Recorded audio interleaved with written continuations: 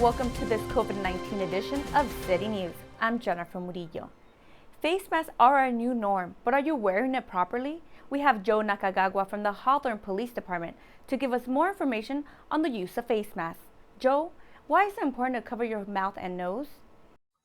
Well, let's talk about the COVID infection in general to start with. So the COVID pandemic is here and it's very real. And some of the things that we're doing already, the social distancing, washing hands, and staying at home, is protecting ourselves and other people from getting sick. Now, one of the things that you can do to prevent yourself and others from getting sick is to wear a mask. And when you wear a mask, it's important that you wear it properly. So it does have to cover your nose and it does have to cover your mouth, because when you exhale or inhale, air goes through your mouth and your nose, and the virus particles will get into your mouth and nose if it's not covered, and you'll get sick. So yes, you have to cover your nose and your mouth both. Do masks protect you or others? So that's a good question. It actually does both. So if you're sick and you're wearing a mask, when you cough or you're breathing out, the mask will actually catch all the virus particles so you don't get your family, your kids, your coworkers sick. And if you're wearing your mask and there's people around you who are sick, then it'll protect you from getting their particles in your mouth. So basically it protects everybody, yourself and all those around you. Are there new symptoms to look out for? So the virus, it's pretty new as far as infections go. So we don't know a huge amount about it. And there's the typical symptoms that we expect viruses to cause, things like sore throats, coughing, fevers, headaches, body aches.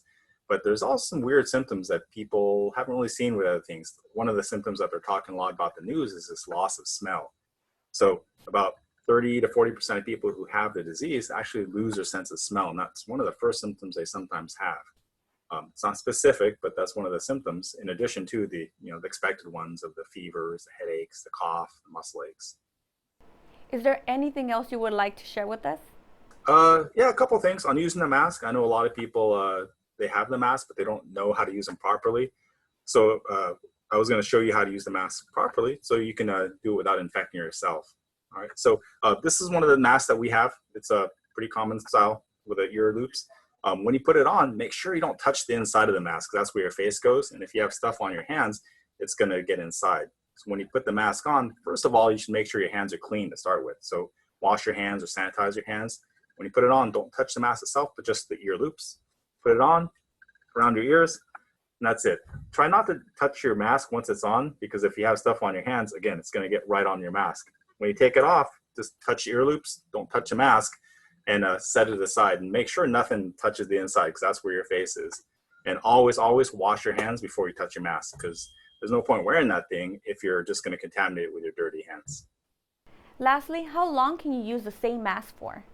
So you can use the same mask as long as it's clean and dry. So if you have a cloth mask, like one of these that you commonly see in the stores, as long as it's clean and dry, you can use it over and over and over. But you should probably wash it at least once a day in soap and water.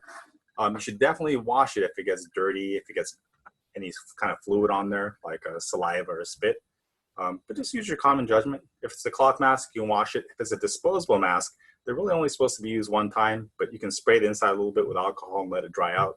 But they don't recommend you do that. Thank you, Joe, for your time, and we hope this information was useful for everyone. Thank you very much.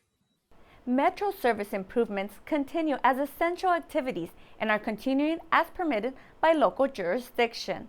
Metro will perform track configuration work to connect the Crenshaw LAX Transit project to a section of Metro C Line Green beginning at 7 p.m. Friday, May 1st until the end of service Sunday, May 3rd, 2020.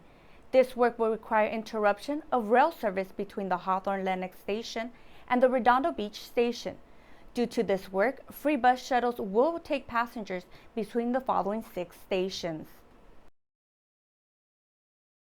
For more information, call the Metro Capital Projects hotline at 213-922-6913.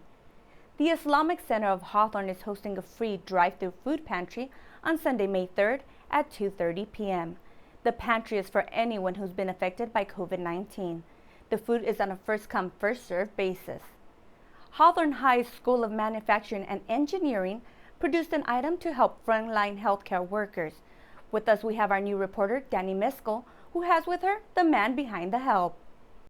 Thanks, Jennifer. I am joined by Hawthorne High's coordinator of the School of Manufacturing and Engineering, Lucas Pacheco. Thank you for being with us. Yeah, no problem. Mr. Pacheco, just to start off, can you tell us what inspired the design of these surgical mask ear savers? So these surgical mask ear savers was mainly me wanting to help out in any little way. The School of Manufacturing and Engineering has a great amount of resources. We teach the kids how to look at a problem and try to address that problem. And we saw opportunity to do this with a COVID response. I know people that are working in healthcare and essential workers are on the front lines have to wear masks, not only at work, but they have to wear them now at home for wherever they go out. So they can be working a 12-hour shift and having surgical masks covering their face constantly. So this is to relieve the strain that they're getting from wearing those masks. That's such a wonderful solution. May I ask, when did production start? And to date, how many of these ear savers have you produced? So here at Hawthorne High School, we started production about 2.5 weeks ago. It started out slow, just testing them with a partner that we have that helps here at Hawthorne High School. We started doing small batches and sending them out to Long Beach Memorial. And we started getting responses back that it was working and that they would want more. So we started scaling it up. We've now reached out to multiple hospitals and frontline workers, and we've delivered somewhere in the 750 range in the last week and a half. That's amazing. May I ask what type of team you have behind you? Are you working alone?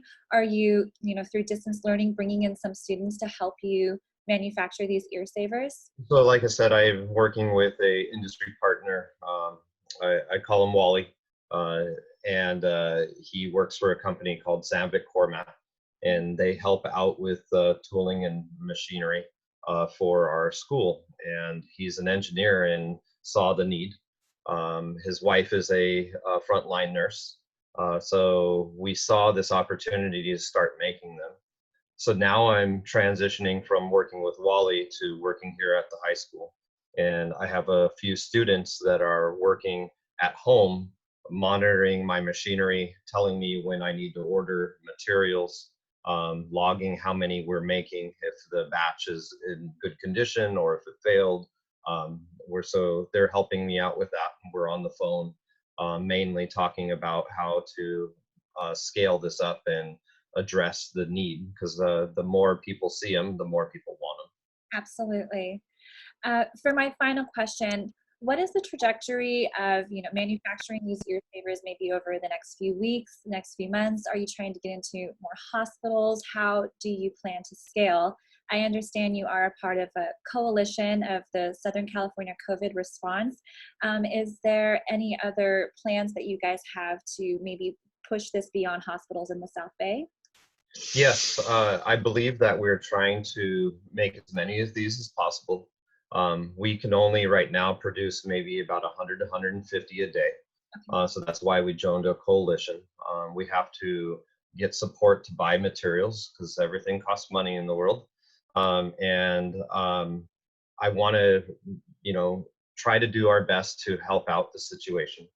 So by joining the coalition, we now, instead of just a 1 or 2 person show, we have now made it into, if not hundreds of people with 3D printers at home, or industries that are helping out, or schools. So we're trying to drum up support to try to gain more support. Not only are we making these ear mask savers, but we're also trying to go into production for the face shields. So one of the biggest problems is making these pieces here, where the coalitions already sent out 4,000 or 5,000 of these throughout the nation. We're getting bottlenecked by making these clear plastic pieces here. So that's the next step that Hawthorne High is trying to help. Instead of making 1 sheet at a time, we're trying to make hundreds at a time. Got it. Well, honestly, all of us here at Hawthorne, we really thank you for your efforts, and we thank you so much for everything you're doing to help our first responders, our doctors and nurses. It's such an easy solution that many of us probably didn't foresee would be an issue at the beginning. So this has been wonderful, and thank you so much for everything you're doing. Thank you. I appreciate it. To learn more about Hawthorne High School and their programs, visit their school website at www.hhscougars.org. As students and families do their best to adjust to distance learning, there may be some that need some extra help to cope with the changes. For anyone who may need to speak with someone regarding counseling for themselves or their child, there are many resources available. Here's a list of some of the resources to help you stay safe at home.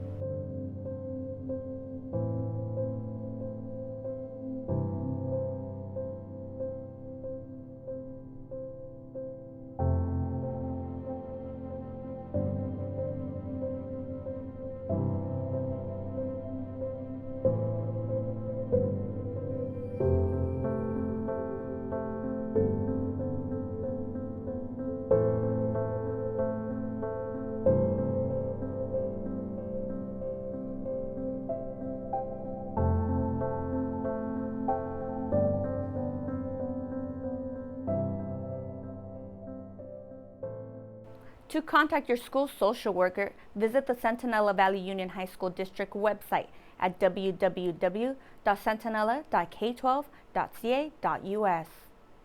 Citing concerns about the spread of COVID-19 has pushed for a suspension on the ban of plastic bags. Governor Gavin Newsom has issued an executive order to suspend the state law for 60 days that bans grocery stores, convenience stores, and other retailers in California from providing customers single-use plastic bags. Not all cities will fall under this law, but the city of Hawthorne does. Cities and counties that don't apply to this are those that pass their own local bag laws effective before January 1st, 2015. Parents and students in the Hawthorne School District who may be having technical difficulties with distance learning, this one's for you. The district has a form on their website to fill out to get you and your child the at-home technical support you need. Getting the support can help you and your child have an easier rest of the school year. El Camino College Foundation created an emergency fund for students. This new fund supports struggling students to continue their education due to the effect of COVID-19.